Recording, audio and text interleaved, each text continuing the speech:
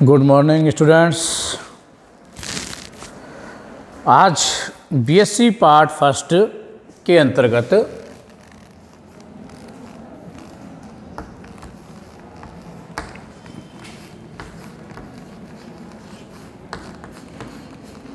BSc part first में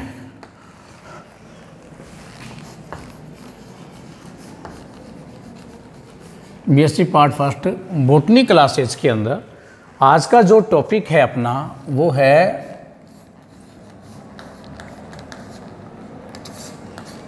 DNA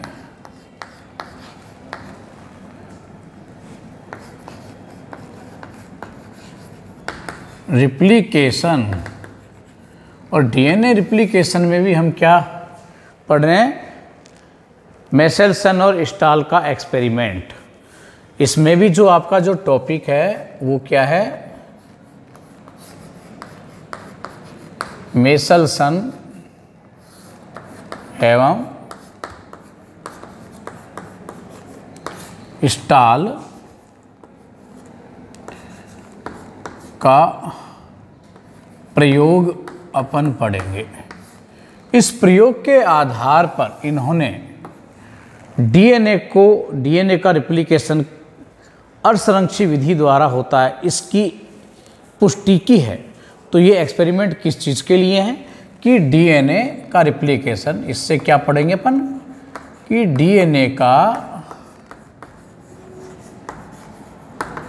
replication semi conservative प्रकार का होता है। सेमी कंजर्वेटिव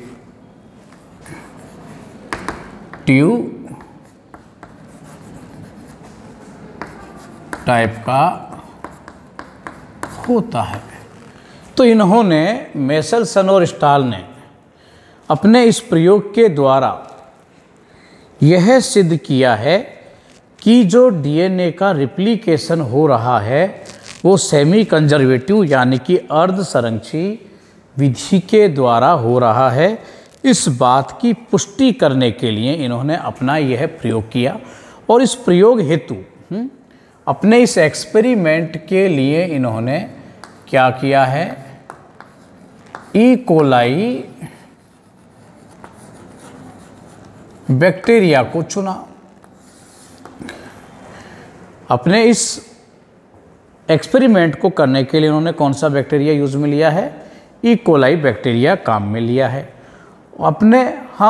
तो जो ई कोलाई बैक्टीरिया काम में लिया है, तो इस ई कोलाई बैक्टीरिया को इन्होंने सर्वप्रथम क्या किया है? कल्चर किया। इन्होंने जो कल्चर किया है वो किया है भारी नाइट्रोजन पर। भारी नाइट्रोजन युक्त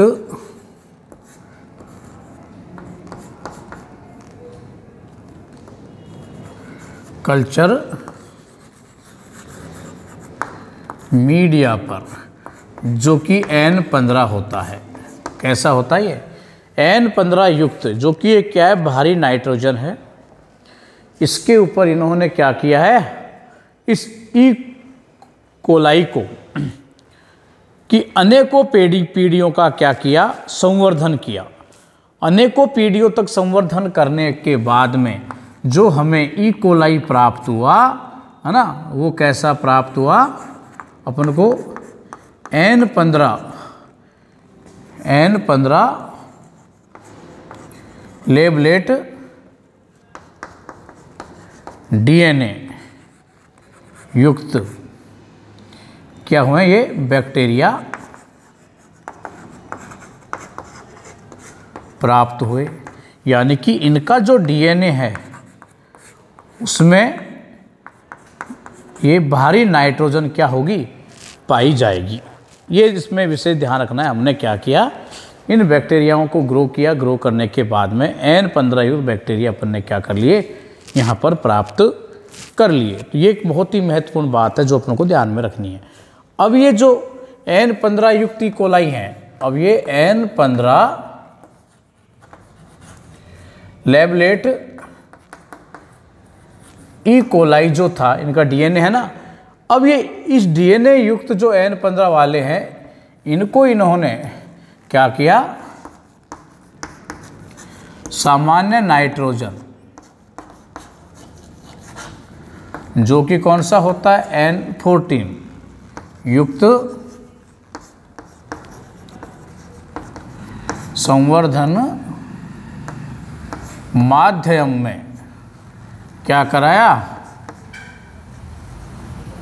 कल्चर कराया। इसके ऊपर इन्होंने अब क्या किया, इसका कल्चर इन्होंने ये करा दिया। पहले एक बार समझ लो, फिर मैं डायग्रामेटिक भी समझा दूंगा। पहले तो एक बार इसके अपन थीम को क्या कर लेते हैं, क्लियर कर लेते हैं, फिर मैं इसे आपको डायग्राम बेस्ड के ऊपर भी लेके आने वाला हूँ। फिलहाल आपको केवल इतना ही ध्यान में ये रखना है, जैसे मैं बता रहा हूँ वैसे चीज़ को क्लियर करते आप चलिए।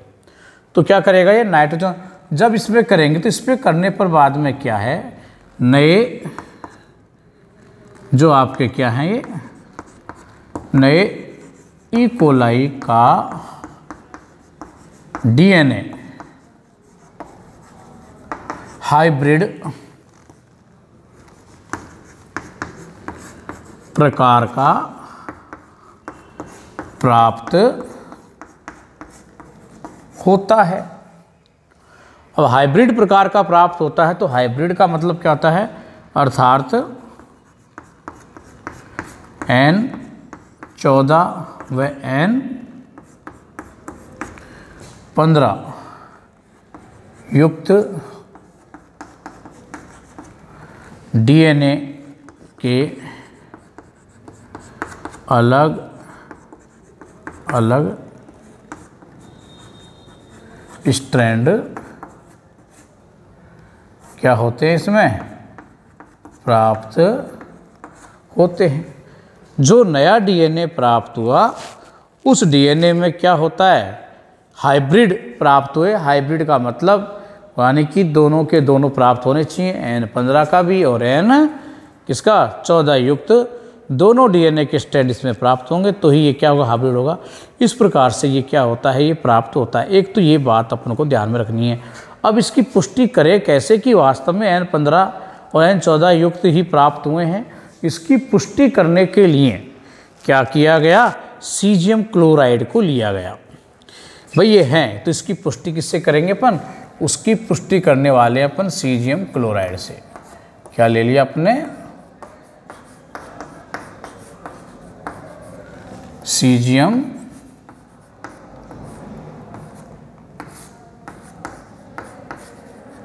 क्लोराइड लिया है। सीजियम क्लोराइड को लेकर यहाँ इसका क्या करते हैं अपन, अपकेंद्रण करते हैं। क्या करेंगे, अपकेंद्रण। ये बहुत ही इंपॉर्टेंट बात है, एक बार इसको ध्यान से आप सुनोगे। तो इन्होंने क्या किया, सीजियम जो क्लोराइड है उस सीजियम क्लोराइड को क्या कर लिया, एक परख नली में, सेंट्रीफ्यूज परख नली के अंदर ले लिया। सेंट्रीफ्यूज जो परख नलियाँ होती हैं सामान्य परख नलियों की तुलना में क्या है, थोड़ी चौड़े मुंह वाली, थोड़ी चौड़ी होती हैं आपकी, इस प्रकार से है ना। तो ये आपकी क्या है, एक सेंट्रीफ्यूज क्या है आपकी, टेस्ट ट्यूब है। इस टेस्ट ट्यूब के अंदर क्या किया गया है, सीजियम क्लोराइड का सॉल्यूशन भरा हुआ है। क्या भर लिया, सीजियम क्लोराइड का सॉल्यूशन भर लिया।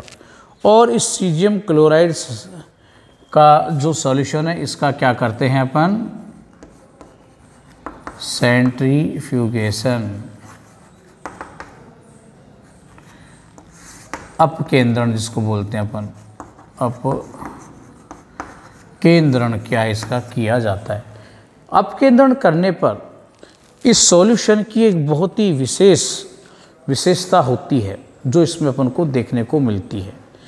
इसमें विशेषता क्या है, इसके अंदर हमें क्या मिलेगा, एक ग्रेडियंट, क्या मिलेगा, एक घनत्व विविधता इसमें प्राप्त होती है, ग्रेडियंट डेंसिटी प्राप्त होती है हमें। इसमें क्या होगी, एक विशेष प्रकार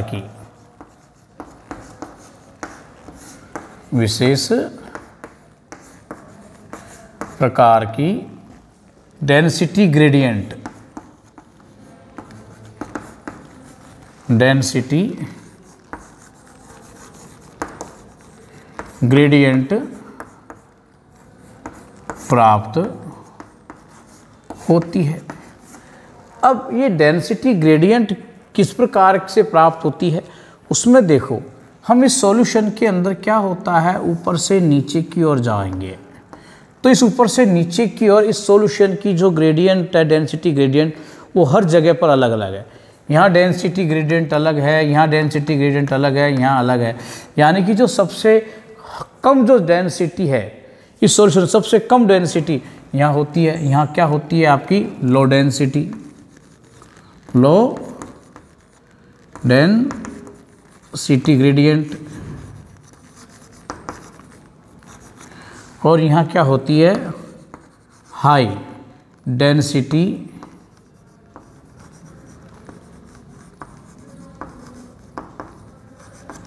ग्रेडियंट प्राप्त होती है। यानी ऊपर से नीचे की ओर जैसे आएंगी तो इसकी डेंसिटी ग्रेडियंट के अंदर अंतर आता जाता है। सबसे हल्की सबसे ऊपर, उससे भारी थोड़ी नीचे, फिर नीचे, फिर नीचे, फिर नीचे। इस प्रकार से कंटिन्यू जो डेंसिटी ग्रेडियंट में क्या होगा, एक अंतर आता रहता है, वो नीचे की ओर वो अंत क्या होगा आपका बढ़ता हुआ जाएगा।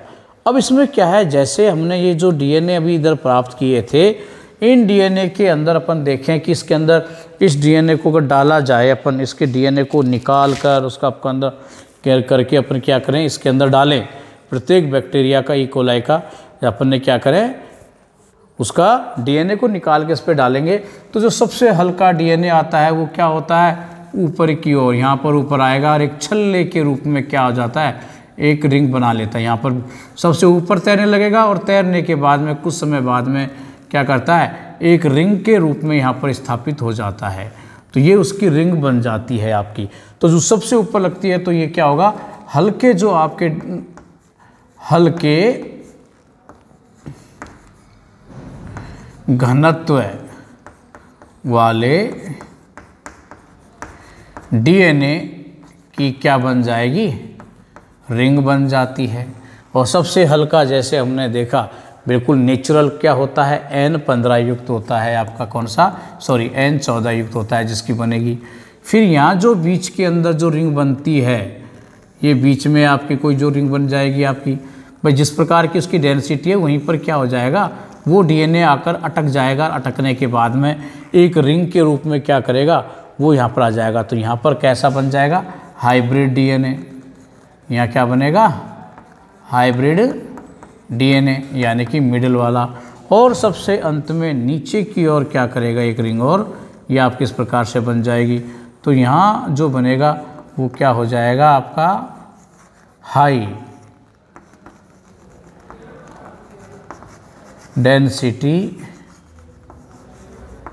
ग्रेडियंट वाला डीएनए यहाँ पर आपका आ जाएगा, जो कि N15 होता है। तो इस प्रकार से क्या, इस प्रश्नावली के अंदर एक घनत्व जिस प्रकार का होता है डीएनए का, उसी घनत्व में ये क्या होगा, वो अपने बराबर घनत्व वाले स्तर के ऊपर ये वहाँ पर स्टेबल हो जाएगा। स्टेबल होकर एक रिंग के रूप में क्या करता है, अपनी उपस्थिति को यह दर्शाता है कि जितना उसका घनत्व होता है उसी प्रकार से ये क्या होगा, ये यहाँ पर आपका आ जाता है और ये वहाँ पर रिंग बना लेता है। अब इन रिंगों को कैसे पहचानें, इनको हम क्या कर सकते हैं, अल्ट्रा वायलेट लाइट के अंदर इन्हें अपन देखा जा सकता है।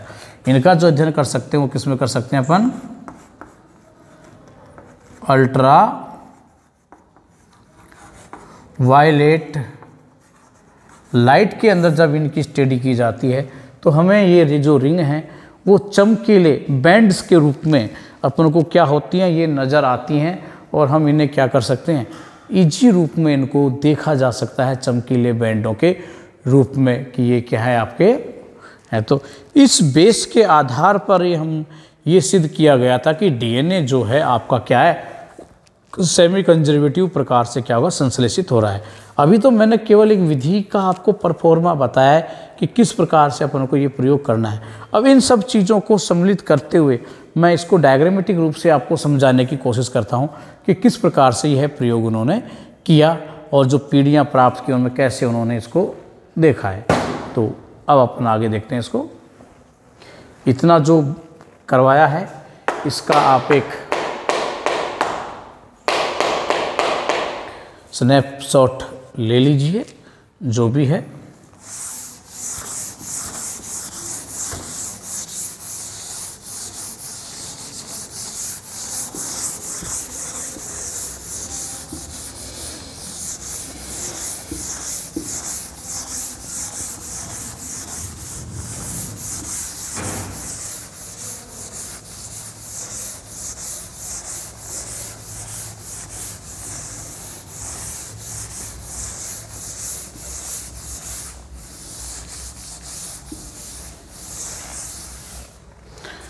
अब इसका एक्सपेरिमेंट मैं आपको करके बताता हूँ। सबसे पहले हमने जो लिया है वो क्या लिया है, ये आपका डीएनए मैं आपको इसमें 2 कलर की आवश्यकता पड़ेगी हमें आपको, तो मैं आपको कलर्ड चॉक और ले लेते हैं अपन।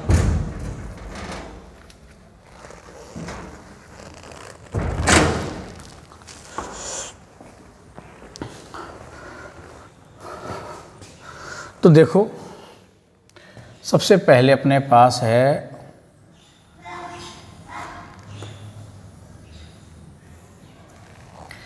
ये एक ई कोलाई है। ये क्या है आपका, ई कोलाई हो गया आपका। इस ई कोलाई को हमने क्या कर दिया, अब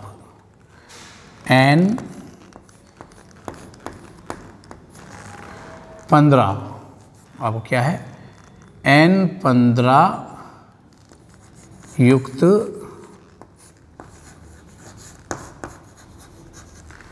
कल्चर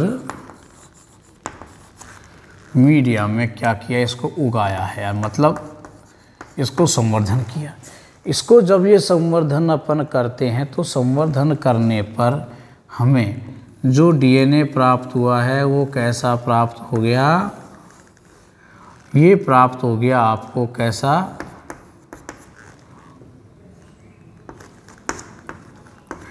ये सारा का सारा क्या है जो डीएनए प्राप्त हुआ है वो N15 युक्त क्या है, ये डीएनए प्राप्त हुआ है अपनों को। ये पहला बात हो गया। अब सेकंड स्टेप, ये तो हमने पहला स्टेप कर लिया। अब इसके बाद में हम इसको क्या कर रहे हैं, नेक्स्ट देखो यहीं से ले लेता हूँ। अब हमने इसको क्या कर लिया, इसके बाद में अब इसको हमने क्या किया है भाई, ये जो आपकी पहली पीढ़ी है ये आपकी, अब इस पहली पीढ़ी के अंदर हमने इसे यहाँ पर क्या किया है, ये दोस्तों N15 युक्त है, ये भी आपका N15 युक्त है और ये भी आपका N15 युक्त है। अब इसको हमने क्या कर दिया, नाइट्रोजन 14 जो कि सामान्य डीएनए है, नाइट्रोजन 14 यानी कि सामान्य डीएनए है आपका, है ना, सामान्य डीएनए युक्त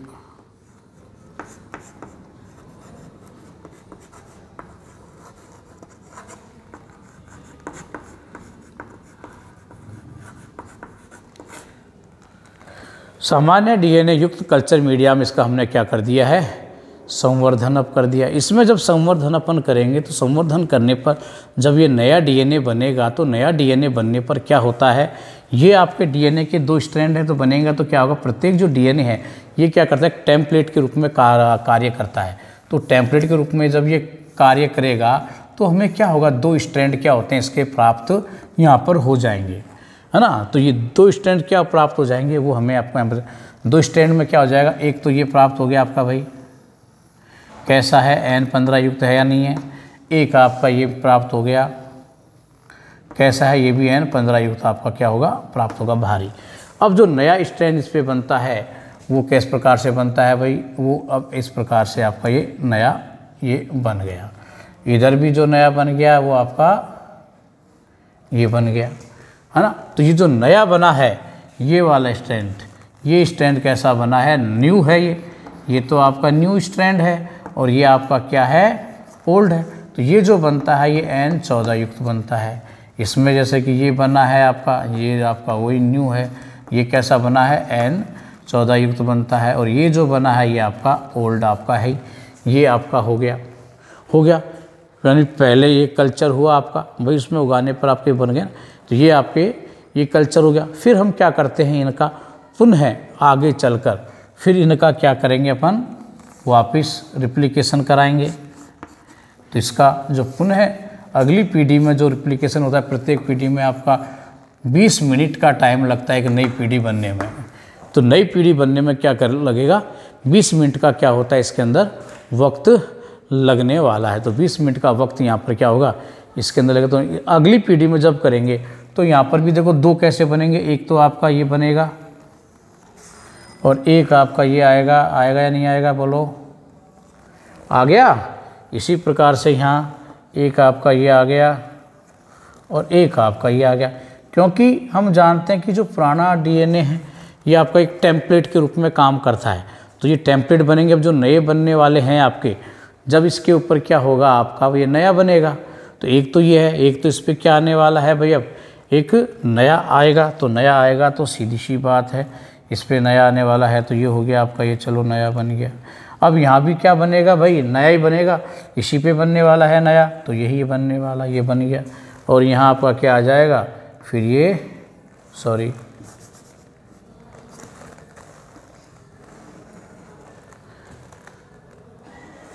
ये हो गया। और इधर जो बनेगा वो आपका ये इस प्रकार से क्या होंगे, ये डीएनए बन जाते हैं।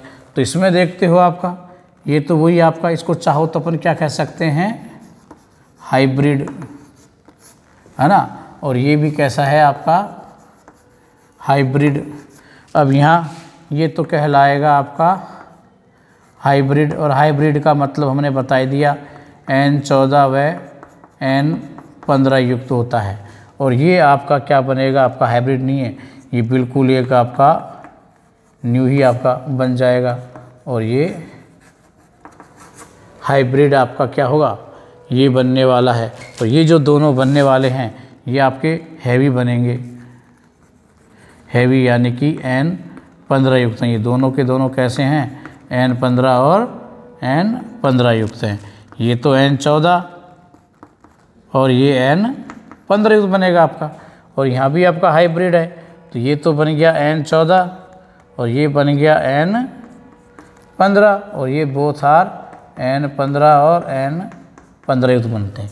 ये आपकी जनरेशन को अगर निकालें अपन, तो जैसे कि ये आपकी F1 पीढ़ी है, ये आपकी F2 पीढ़ी है, इसी प्रकार से हम इसकी F3 पीढ़ी, F4 पीढ़ी भी क्या कर सकते हो, आप इसकी ज्ञात की जा सकती हैं इससे आगे की। तो आप क्या देखते हो कि प्रत्येक पीढ़ी के अंदर, जैसे कि यहाँ प्रथम पीढ़ी के अंदर तो क्या होता है 50% जो क्या होगा आपका अगली पीढ़ी में संचारित होता है जो डीएनए है। और यहाँ पर क्या रह जाएगा इसका फिर 50%, तो 25% रह गया। तो यहाँ केवल क्या रह गया आपका ये 25% ही आपका क्या हो जाएगा, ये रह जाता है आपका इसके अंदर। और आगे फिर जाओगे तो ये क्या होगा और कम, यानी कि पर आगे कितनी भी पीढ़ियों में जाते जाएं आपको हमेशा एक बात यहाँ देखने को मिलने वाली है, और वो बात क्या है कि आपका हाइब्रिड स्ट्रैंड तो मिलेगा ही मिलेगा, यानी कि सेमी कंजर्वेटिव होगा। अब इसके पर डेंसिटी के द्वारा देखें, जब हमने क्या किया इसका सेंट्रीफ्यूज करते हैं, तो मैं साथ साथ में अब सेंट्रीफ्यूगेशन वाला समझा देता हूँ आपको। ये हमने जब क्या किया आपके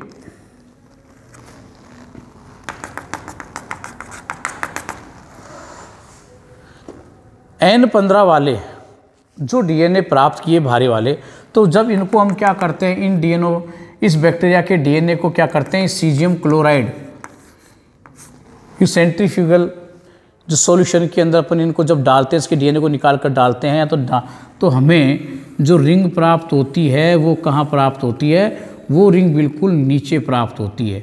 ये क्या है N15 युक्त डीएनए, यानी कि भारी डीएनए की रिंग क्या जो प्राप्त होती है वो कहाँ प्राप्त होती है, बिल्कुल इसके तली के अंदर यानी कि पैंदे के अंदर क्या होती है, ये यहाँ पर ये प्राप्त होती है। क्योंकि उसकी डेंसिटी क्या बहुत ज़्यादा है, डेंसिटी ज़्यादा होती है तो उसकी तली के ऊपर क्या होगी, ये प्राप्त होती है। तो इससे पता चलता है कि ये पूरा डीएनए कैसा था आपका, एक भारी प्रकार का डीएनए था। दूसरी के अंदर जब निकाल के देखते हैं अपन इसके अंदर, तो इसके अंदर आप देखो क्या हो रहा है आपके पास, ये सेंट्रीफ्यूगल जो आपका ट्यूब है, इसमें देखा इसमें सीजियम क्लोराइड वही आपका क्या है, भरा हुआ है ही सीजियम क्लोराइड। तो यहाँ इसके अंदर जब देखते हैं तो अपन को जो ये रिंग प्राप्त हुई, वो रिंग कहाँ प्राप्त हो गई, वो प्राप्त हो रही है इस मिडल वाले पार्ट के अंदर। कहाँ प्राप्त हो गई भाई, इस मिडल वाले पार्ट के अंदर इसकी ये सेंट्रीफ्यूज।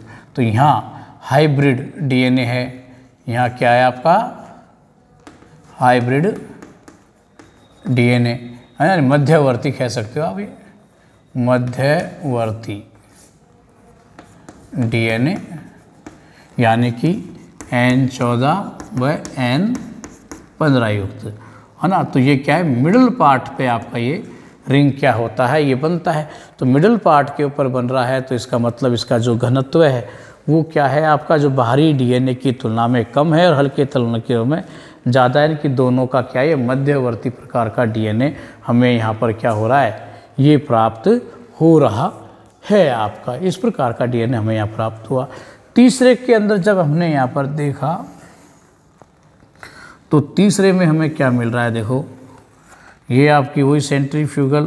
तो इसमें हम देखते हैं तो यहाँ हमें क्या प्राप्त हो रहा है, यहाँ देखो कुछ हल्के कुछ भारी है ना, आपको इस प्रकार के हमें ये क्या हो रहे हैं, इसके अंदर ये प्राप्त हो रहे हैं।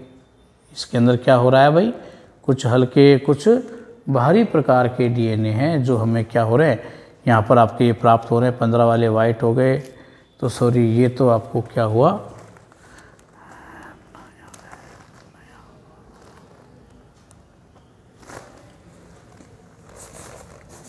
ये थोड़ा गलती कर दिया भाई, नए 14 वाले थे ना, ये 14 वाले हैं N14, ये उल्टा सीधा हो गया है, ये आएगा, ये आएगा ना, ऐसे होगा। तो यहाँ पर जब अपन सेंट्रीफ्यूज इसमें देखते हैं तो यहाँ क्या हो रहा है, हल्के और मीडियम आ रहे हैं। तो हल्के हमने बताया था कि हल्के का जो वलय बनने वाला है वो हल्का का तो वलय कहाँ बनेगा, ये बन गया। हल्का का जो रिंग बनती है वो इस प्रकार से आपकी क्या है, ऊपर ही रिंग ये बनती है, और ये जो रिंग है मध्यवर्ती है वो आपको बीच में प्राप्त होती है। तो इस प्रकार से ये बीच में हमें क्या होते हैं, ऐसी रिंगें ये प्राप्त हो जाती हैं।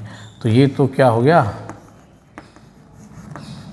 लाइट डीएनए यानी कि N14 युक्त, और ये हाइब्रिड डीएनए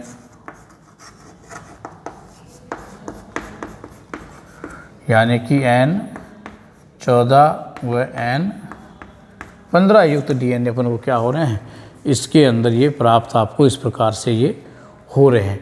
इस प्रकार से हम इस एक्सपेरिमेंट के द्वारा इस बात को हम सिद्ध कर सकते हैं कि जो रिप्लिकेशन की प्रक्रिया हो रही है, उस रिप्लिकेशन की प्रक्रिया के अंदर क्या हो रहा है, जो नए डीएनए आपको संश्लेषित हो रहे हैं, उन नए डीएनए के अंदर हमेशा एक स्ट्रैंड तो पुराने डीएनए का आता है और दूसरा स्ट्रैंड क्या होता है, नए डीएनए का आपका आता है। इस प्रकार से क्या है, एक मध्यवर्ती डीएनए अपन को प्राप्त होता है, जिसको हमने सेंट्रीफ्यूगेशन के द्वारा सीजियम क्लोराइड के सॉल्यूशन में देखा कि जो हल्का डीएनए है वो तो आपका क्या होता है, ऊपर ही तैरते रह जाते हैं, और भारी डीएनए हैं वो नीचे और मध्यवर्ती बीच के अंदर आते हैं। डेंसिटी के आधार पर ये क्या होते हैं, अपने लेवल के ऊपर ये पाए जाते हैं। तो इसमें क्या होता है, प्रत्येक 20 मिनट के बाद में, ये जो है यहाँ भी कितना टाइम लगता है, 20 मिनट्स, प्रत्येक 20 मिनट के बाद में एक नई प्रोजेनी अपन को क्या होती है, प्राप्त इसमें होती रहती है। और प्रत्येक प्रोजेनी के अंदर क्या होगा, आपका 50% डीएनए का क्या होगा, संचारण होता रहेगा।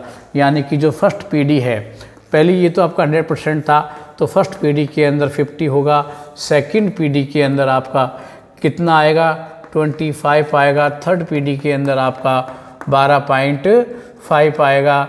इसी प्रकार से नेक्स्ट पीढ़ियों के अंदर क्या होगा, इस डीएनए की सांद्रताओं में क्या होगी, इसका मात्रा कम होती जाएगी। तो यानी प्रत्येक पीढ़ी में 50% डीएनए ओल्ड पीढ़ी का क्या होता है, स्थानांतरित होता रहता है। लेकिन ये बात निश्चित है कि अगली पीढ़ियों के अंदर क्या होगा, पुराना डीएनए जाएगा, नया डीएनए का संश्लेषण हमेशा एक पुराने स्ट्रैंड एक नए स्ट्रैंड के द्वारा ही होता है, क्योंकि पुराना स्ट्रैंड टेम्पलेट के रूप में कार्य करता है, जिस पर नए क्या होते हैं, नाइट्रोजन क्षारक जो उनका नए स्ट्रैंड का निर्माण कर लेते हैं। तो ये हुआ आपका मेसलसन और स्टाल का एक एक्सपेरिमेंट, जिस एक्सपेरिमेंट की सहायता से उन्होंने इस बात को समझाने की कोशिश की कि डीएनए का जो रिप्लिकेशन होता है वो क्या होता है, सेमी कंजर्वेटिव प्रकार का होता है और संरक्षित प्रकार का होता है। Thank you.